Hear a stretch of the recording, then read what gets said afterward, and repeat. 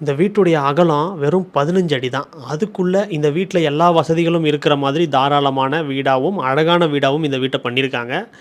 எப்படி அப்படின்றத பார்க்கலாம். ஃப்ரண்ட்ல வந்து பார்த்தீங்கன்னா, ஃபுல்லா பார்க்கிங் ஏரியா தாராளமாவே விட்டுட்டாங்க. அதுக்கு அடுத்து மெயின் டோர் ஓப்பன் பண்ணி போனோம்னா, மெயின் லிவிங் ஏரியா. அந்த ஏரியாவுமே தாராளமா தான் இருக்கும். ஏன்னா 15 அடி ஃபுல்லாவே யூஸ் பண்ணியிருக்காங்க. ஸ்டேர்கேஸ் வந்து உள்ளேயே வச்சுட்டாங்க. ஆனா, அந்த ஹால் ஏரியாவ சுத்தியுமே ஸ்டேர்கேஸ் வச்சுட்டு சென்டர்ல ஓப்பன் குடுத்து ஹை சீலிங்கா பண்ணியிருக்காங்க. மேல இருந்து சன்லைட் வர்ற மாரி கேப் குடுத்து சான்லியர் லைட்டும் அழகா பெருசா குடுத்துருக்காங்க. அதுபோக இந்த லிவிங் ஏரியாவுல இருக்கக்கூடிய டிவி யூனிட்டுமே நல்லா கிராண்டா பண்ணியிருக்காங்க. அதனாலேயே இந்த வீடு வந்து ஒரு சின்ன சைஸ்ல கட்டின வீடு மாரி தெரியல. அதுக்கு அடுத்து லிவிங் ஏரியாவ தாண்டி ஒரு கிச்சன், மாடுலர் கிச்சனா பண்ணியிருக்காங்க. கிச்சனையும், ஹாலையும் பிரிக்கிறதுக்கான பார்ட்டிஷன்ஸும் குடுத்துருக்காங்க. இந்த சின்ன சைஸ் வீட்டையே நல்ல பிரம்மாண்டமான, அழகான வீடா இன்டீரியர் மூலமா தான் மாத்தியிருக்காங்க.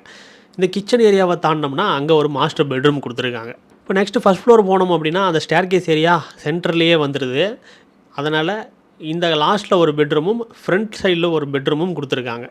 இதே மாதிரியே அடுத்த ஃப்ளோருக்கு போனோம் அப்படின்னா, அதில லாஸ்ட்ல இன்னொரு பெட்ரூம் குடுத்துருக்காங்க. ஃப்ரண்ட் சைட்ல வந்து பார்த்தீங்கன்னா, ஒரு பால்கனி.